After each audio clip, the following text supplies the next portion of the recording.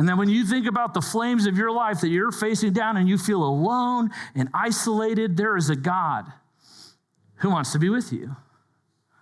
And he's not the type of God that just like kicks in the door of the furnace and he's like, I'm here. Scripture tells us that he stands at the door and he just knocks. And he waits for you to invite him in.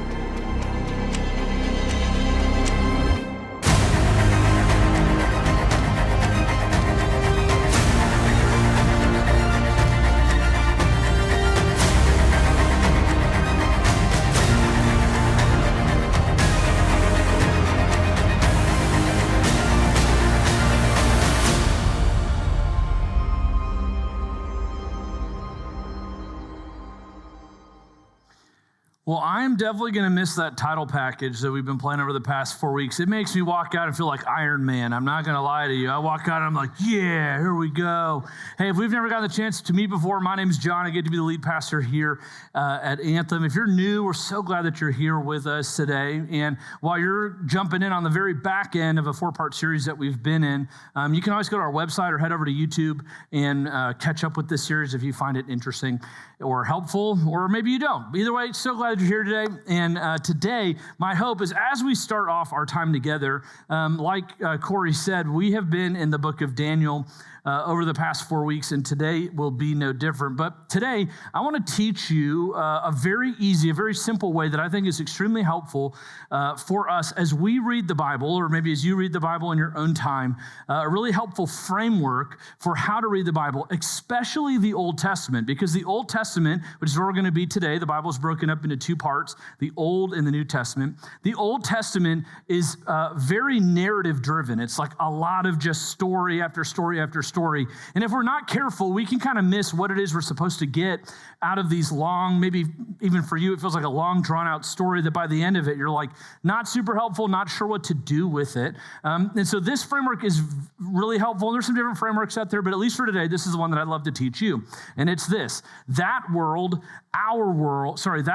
their world, and our world. We'll fix that in a second, and it'll be right here. But it's that world, their world, and our world. That when we read through the Old Testament, when we read through Scripture, the helpful framework for us to begin to filter through and understand what it is we're reading is that world, their world, and our world. Today, let's start off with this simple idea of that world. We're in Daniel chapter 3 throughout this series, and in this specific moment, in this specific passage that we're reading, that world that they're living in is Babylon. And Babylon is now modern day Iraq. And during that time in history, so this is a real story, you know, if you've never noticed this before, the Bible is actually full of like historically accurate information. And during this time, there's a ruling king, and his name is King Nebuchadnezzar.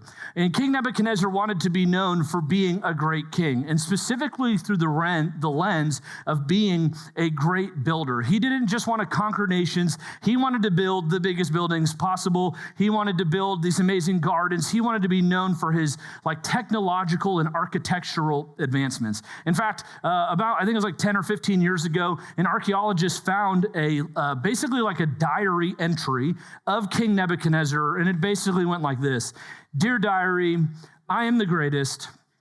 I build big buildings, and may I forever be praised." Like that was basically as long as it went, and he was just like, look at all the things that I built. He wanted to be known for it. And today we're going to talk about something that King Nebuchadnezzar built. And there's actually evidence of King Nebuchadnezzar's rule and his reign and all of the amazing things that he built. If you go to Iraq today, you can see Babylonian ruins and actually still some castles and architectural things that are still there today. In fact, here's a picture of Iraq, and you can see all of these all this rubble here and some of these formations, this is all leftovers from King Nebuchadnezzar and all the stuff that he built. In fact, this palace that exists in the background was built by Saddam Hussein. He made sure that they built it up so that it would be higher than and kind of look over all of what King Nebuchadnezzar had built, because Saddam Hussein wanted to be viewed as even greater than the Babylonian king, King Nebuchadnezzar. And he wanted to be known not just for building an amazing society in Iraq. He wanted to be known for, ruling and reigning over all of the world. And we all know how that turned out. So there's that. But you can go to Iraq today and you can still see all of the stuff that King Nebuchadnezzar built. That was what was going on in that part of the world during this time that we're looking at today. We're going to be in Daniel chapter 3. So if you brought your Bibles with you, would love for you to follow along with this. If you didn't, that's perfectly okay. If you don't have a Bible, by the way, we would love to send you home with a Bible. You can swing by the gallery directly after service. There's a team there that would love to talk with you and send you home with a Bible for yourself. Another thing that I've noticed over the past couple of weeks is so many of you, which is amazing, have been pulling out your phones and taking pictures of what's up on the screen. Just so you know, we also, every Sunday, hand out something you can take notes on. The guest services team has them. So as you attend Anthem and as you learn and grow, hopefully, in your understanding of who Jesus is, taking notes, at least for me, writing it down is always super helpful. Today, we're going to be in Daniel chapter 3, and our story that we're going to pick up on, the narrative that we're going to be looking at, is in Daniel chapter 3, verse 1. I'm going to read the first 7 verses to you. King Nebuchadnezzar made an image of gold 60 cubits high and 6 cubits wide. This is about 90 feet high and about 9 feet wide, which is kind of like, it's just really, really big, right? So it's this huge statue, right? And it's made out of gold, and King Nebuchadnezzar built it to kind of show off. He's like, look at this big thing that I built. Everybody look at it.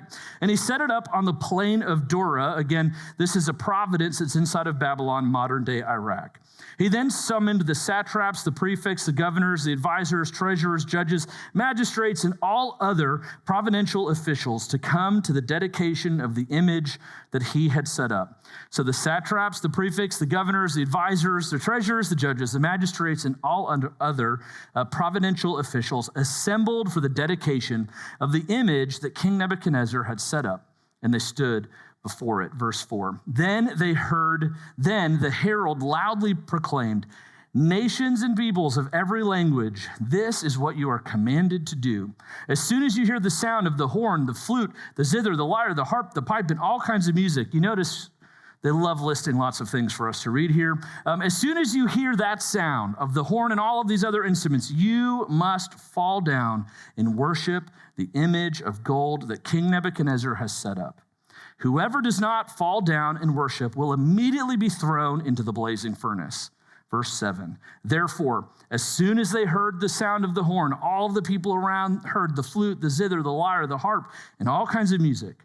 All the nations and all the peoples that were there of every language fell down and worshiped the image of gold that King Nebuchadnezzar had set up. Today's story is actually not about Daniel. It's about his friends, Hananiah, Mishael, and Azariah, or as you probably more famously know them because their names were changed, Shadrach, Meshach, and Abednego. These 3 guys are in this really tough situation where they have been moved up, even though they're exiles from Judah. They're not a part of the Babylonian people group. They have been put in positions of authority and leadership. And even though this declaration has gone out amongst all of the people that they have to bow to this statue, Shadrach, Meshach, and Abednego have decided to go a different way. And if you have ever been in a position like this, you know that there's these moments where things can get kind of tense and we're not sure what to do. And for Shadrach, Meshach, and Abednego, the unfortunate reality was they were kind of like being attacked in this moment. People were coming after them. They wanted their jobs. The Babylonian officials were not excited that Shadrach, Meshach, and Abednego were in charge in roles of leadership. And so they saw an opportunity because they knew that these 3 young men were not going to bow to the statue. And so they go before the king, and this is what we see follows in Daniel chapter 3, verse 9. They said to King Nebuchadnezzar, long live the king. So we know that these guys are a bunch of suck-ups, right? We kind of know right off the bat who and how they are. They say this, your majesty has issued a decree that everyone who hears the sound of the horn, the flute, the zither, the lyre, the harp, the pipe, and all kinds of music must fall down and worship the image of gold. Next verse, and that whoever does not fall down and worship will be thrown into the blazing furnace. So that is what's going on in that part of the world, but today we're going to talk about their world and the way that the listeners of this text, that it was who was originally written for, that's the that world part. That's the their world part. Who was this text written to? This text was originally written to, the original hearers of this would have been Jewish people who had been freed at this point from the exile of Babylon. They would have heard this story as like a legend that was passed down to them. And so what is it that they're supposed to get out of this? They go, no, I know this story. I know how this went. Yeah, King Nebuchadnezzar was a bad dude. And even though they were no longer exiles in Babylon, they were still living under occupation of what would eventually become the Romans and the Persians. They were not free people. And so they were living underneath this pressure. They were living underneath this tension, the type of tension that Shadrach, Meshach, and Abednego were experiencing as well. The times were not easy for the original listeners of this text. So the goal of this text is to help us learn, what is it that we do?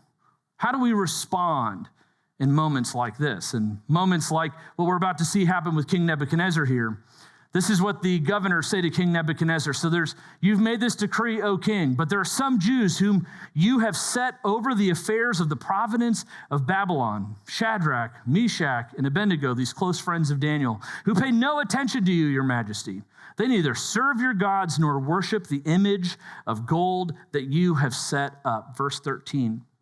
Furious with rage, Nebuchadnezzar summoned Shadrach, Meshach, and Abednego. So these men were brought before the king. And you can imagine how afraid these young men were, because they knew what had been declared. They knew what the consequence was for not bowing before the king. So the king responds to them and goes, hey, what? You're going to need to make a choice. How are you going to respond? Verse 15.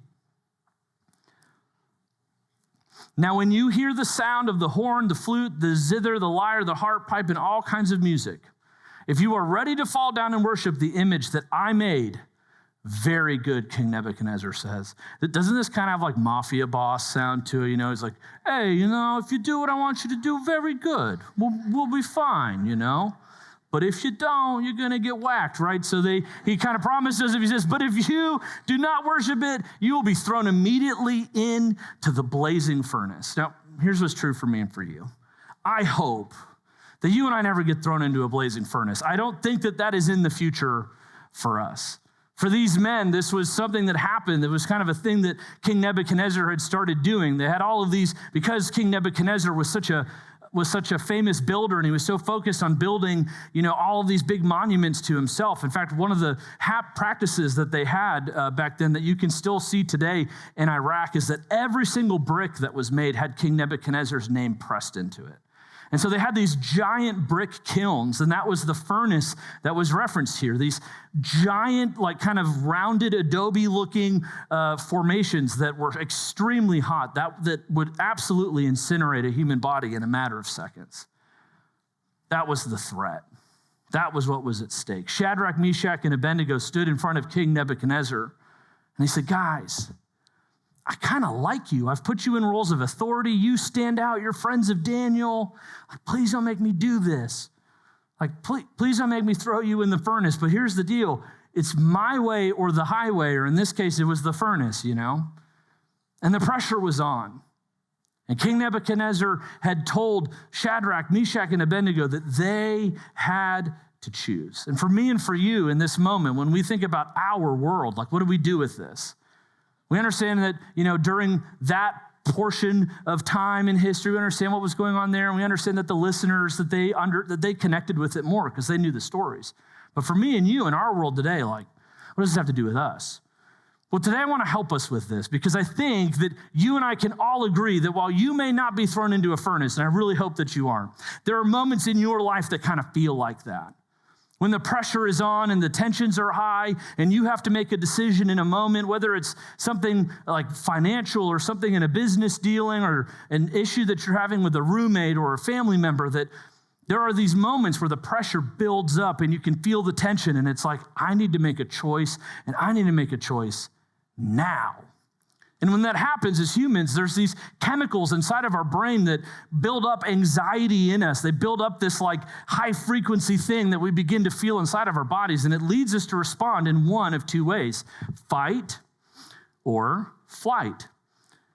We respond in one of two ways because we're either how we were raised or what we experienced growing up. Maybe it's just kind of your personality type and how you're wired. In fact, I'd love to hear from you. If you're a fighter, baby, raise your hand if you would say, you know what?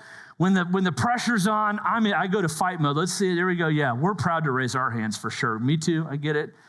Where are my flight friends at? They're like, right, Yes. And guess what? There's no shame in the game. However you respond, either way, it is a natural thing that happens. And you know why it happens? It's because we experience fear. At the center of these moments where you and I have this thing inside of us that feels so tense, it feels like we have to do something about it, and it builds anxiety, and it builds all types of concerns that we have, and it makes us sometimes do really dumb things and say really dumb things. It's all because of fear. And below these two things that are happening in us, this feeling of feeling like we need to fight, or this feeling that we need to run away, are these like more helpful ideas, I would say, that we tend to respond with aggressive confrontation. That in tense moments and in moments where it feels like the flames of life are getting really hot and chaos is happening, maybe not even because of anything that you did, but just the circumstances of life, that you're like, you know what, the way that I more times than not respond is with aggressive confrontation. And for my flight crew, you tend to respond with passive accommodation. Like, I'm going to just check out on this. I'm just going to slide out the back. And Shadrach, Meshach, and Abednego, they could have responded the exact same way, right? They had the opportunity to respond with aggressive confrontation. They could have led a coup. They could have tried to assassinate King Nebuchadnezzar, They could have put a plan in place to try to take over. They also could have tried to escape and run away, or honestly, they could have just bent the knee. They could have just bowed and been like, hey, God, we don't mean it, and they could have just done it really quick and moved on. But they chose something different in the midst of the pressure. They chose something different in the midst of the biggest flames of their life. In their case, they were facing literal flames. And here's just what's true for me and for you, that in this life, there are these situations and these moments that feel a whole lot like furnace moments. And maybe you're in one of those situations right now where you're like, John, I genuinely feel like my life, that right now in this moment, I'm in the furnace. I feel like everything is going wrong. My life is out of control. I just found this news out, or things are going on in my marriage. And right now, where I'm at, it feels like and looks a whole lot like this.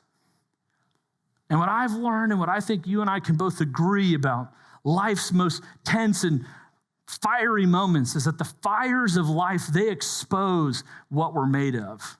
That when it comes to the choices that legends are made, that the fires of life, that they expose the thing that you and I are made of, like the core character and identity pieces of ourselves. And sometimes it just shows parts of us that we're like, I wish nobody saw that, But you know that this is true, that the fires of life expose what we're made of. And if you're a follower of Jesus, it goes even deeper than this. If you're a follower of Jesus and you've said, you know what, I'm going to submit and surrender the totality of my life to you. I'm going to make you my king, Jesus. The fires of life expose who and what we worship. It exposes ultimately what sits on the throne of our life. It exposes our idols. So my question for you today, as we kind of wrestle with this story, is like, when you think about your life, like, what are your idols?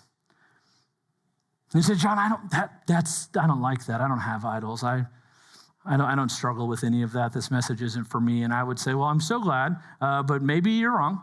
And here's what we learn in these moments, is that idolatry, like having idols, that putting anything above what should be first in our life, that idolatry ultimately happens when we position lesser things as ultimate things. Idolatry is very simply when we put things that don't matter as much over things that should matter more, when we have the hierarchy in our life wrong, that when we put something on the throne of our life as our ultimate authority. So what are your idols? And I'd be willing to bet that whatever's coming to mind for you right now, or maybe later when you're thinking about it today, that it probably falls into one of these four categories, that it's probably something like comfort, or success or pleasure or power, that it somehow falls into one of these 4 areas of your life. And if we're not careful, when the pressure of life is on and when the flames are getting hot and the tensions are big, that one of these 4 things becomes the ruling storyline, that it becomes the deciding factor for us. And for Shadrach, Meshach, and Abednego, all 4 of these things were on the line because the furnace meant the end. And if you're sitting there and you're looking at this list and you're saying, well, John, all of these things are actually pretty good, right? Like, is there anything wrong with comfort, power, success, and pleasure?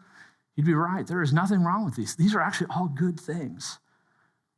But that's the sneakiness of idolatry, because an idol takes a good thing and it makes it a God thing. If we're not careful, we can make something that is good become something that is greater than anything else in our life. If we're not careful, we can make things like comfort and pleasure and success and power the ultimate king and ultimate ruler and the ultimate deciding factor of our life, to put them on the throne of our life, to put them in the ultimate seat of authority. And whenever we do that, we're missing, especially if you're a follower of Jesus, we are missing the point. Because whatever you fear most of losing is most likely the thing that you worship. Whatever you fear losing the most is ultimately what holds the authority in your life. And so there's a lot at stake here. Because when the pressure is on and the furnace is getting turned up and you have to make the choice, ultimately what sits on the throne is going to be the thing that guides your next choice. And that was true for Shadrach, Meshach, and Abednego too. In Daniel 3:15, just to go back to where we kind of left off, the king puts this decision moment in their life. Without realizing it, King Nebuchadnezzar is going, gentlemen, this is the moment where you show the world who sits on the throne.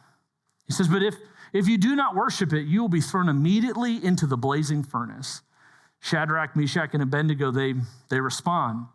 Shadrach, Meshach, and Abednego replied to him, King Nebuchadnezzar, we do not need to defend ourselves before you in this matter. King, when it comes to this moment, like, we understand that there's nothing that we can do, that the future of our lives is really out of our control at this point. And even though we're going to make a choice, and even though we could make the choice to passively kind of walk out and bend the knee, like, ultimately the future, it's not in our hands. That when it comes to this matter, King, it's really not even in your hands. And for some of you, you might read this and you go, see, this is the thing I don't like about Christianity. This is just so weak and soft. I just want you to know, like, this moment and this choice that we're talking about is not saying that if, you're walking through the mall and somebody comes up and tries to kidnap your kid, you're just like, well, Shadrach, Meshach, and Abednego jumped in the furnace. That's not the way of Jesus. That's not what we're talking about here. It's not talking about not taking care of the lowest and the least and defending and protecting yourself. That's not what this is about. What this is ultimately about is authority and who's the ruler of your life. And in this specific moment, Shadrach, Meshach, and Abednego understood that the worst thing that they could do was defend themselves against a king who knew that he would win if they submitted to him. That ultimately that Yahweh, that their God, our God, that if he could put the pressure on them to take God off of his rightful place on the throne, that he won. And so in verse 18, Shadrach, Meshach, and Abednego are faced with this choice. Verse 18. They respond by saying, but even if he does, go back to 17. That's my fault. I skipped ahead. If we are thrown into the blazing furnace, the God we serve is able to deliver us from it, and he will deliver us from your majesty's hands. They said, you know what? We don't know what our future holds, but we know who holds our future. And we believe God's going to come through. But even if he doesn't, King, verse 18, even if he does not, we want you to know, your majesty, that we will not serve your gods or worship the image of gold that you have set up. We're willing to face the flames. We're willing to face the fire. Shadrach, Meshach, and Abednego model the decision that I believe, the choice that I believe legends make when the pressure is on. You see, There's an opportunity to respond with fight or flight and all of the things that you and I would naturally respond with.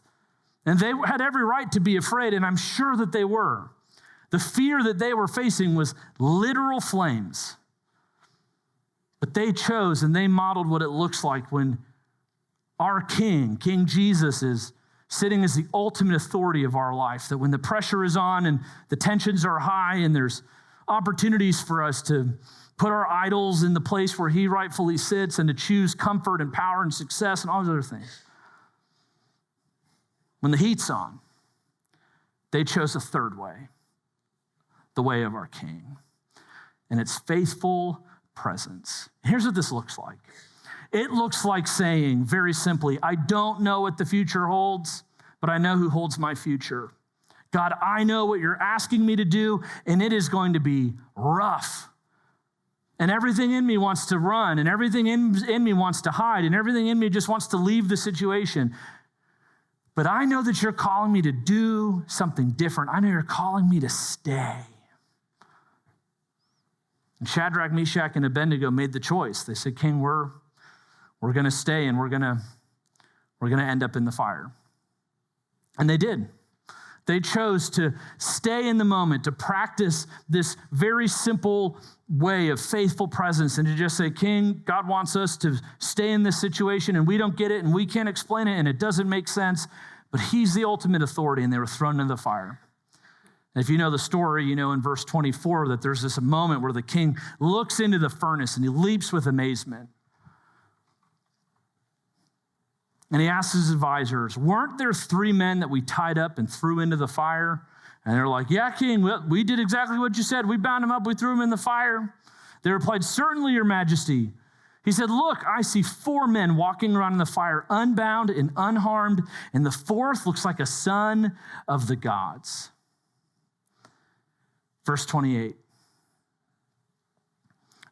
Then King Nebuchadnezzar said, praise be to the God of Shadrach, Meshach, and Abednego, who sends a messenger, who sends a protector into the fire.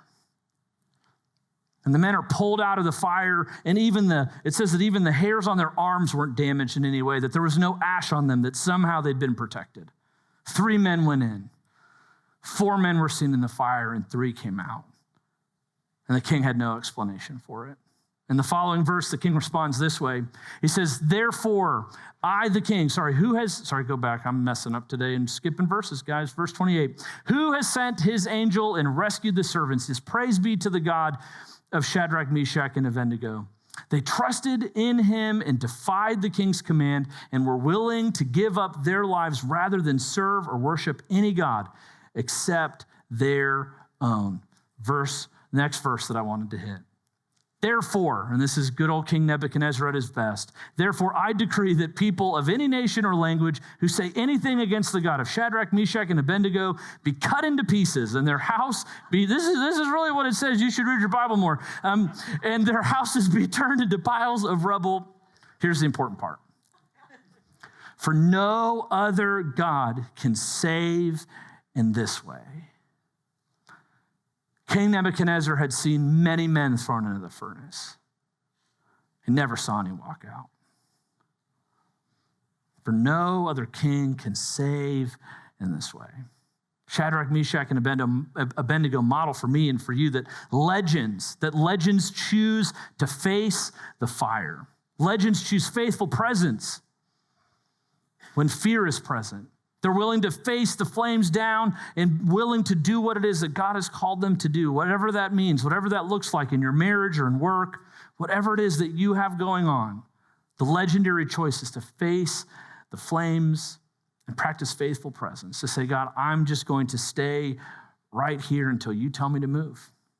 So my question for you as we wrap up our time today, where do I need to choose faithful presence? Where do you need to choose faithful presence? When you look at the biggest flames of your life, right now in the midst of the chaos that you're experiencing in your home, the brokenness that's happening inside of your world, and it may not even have been your choosing or your doing, but the flames of this life have gotten big and it feels out of control, and everything in you wants to fight or everything in you wants to flee. Or maybe a little bit of both. You're just oscillating back and forth and you're not sure what to do. You and I have a choice, especially for those of us that are followers of Jesus. We have the opportunity to practice faithful presence, to not allow our decisions to be swayed one way or the other by the circumstances of this life, but to be reminded again and again and again of a good God who's not some far off impersonal God in the sky, but who is with us in the fire, who has promised to be with us in life's biggest storm, to be our peace and our hope and our strength. Can I be really honest with you about something? I'm really not good at this at all. Everything in me wants to fight. Even over the past couple of weeks prepping for this message, there have been all these things that have happened in our life and around us that make me want to fight. And honestly, the very next day want to run. There are days where I'm like, I just want to sell everything and move to Alaska. Which I'm so grateful my wife is the wise one in our marriage. She's like, let's not do that, But if I'm being really honest, I really struggle with faithful presence because I want to fix it. I want to experience comfort and just be like, can we just be okay for a little while? Like, can we not have all these dumb things happen around us, We had 2 vehicles break over the past couple of weeks. There's health stuff going on in our families, all kinds of stuff going on. And in the midst of the fire, I'm like, the last thing that I want to do is practice faithful presence. But this week, I was reminded of this moment a few years ago where it was honestly the hardest season of my life. My dad had just passed away. There was all this chaos going on in our life. And like the only thing that was okay in my whole life was my relationship with my wife. Like that was it. Everything else was a mess. And everything in me wanted to cut and run. And I knew that God wanted me to practice faithful presence. But it was hard. And I wanted nothing to do with it. And a great friend of mine, his name's Rod Brown, who has become this unbelievable friend and mentor and almost like a spiritual dad in my life. For months, almost daily, would send me these audio messages of just encouragement and then prayer. And almost every day before work, I would sit over there in my truck right next to the little brick house, and I would listen to the words of Rod Brown and listen to him pray over me and over my family and over our church. And I'll be really honest with you, it was probably the only thing that helped me get through it. And he reminded me of Psalm 23, and he pointed some really important things out. And as we land our time together today, I just want to share it with you.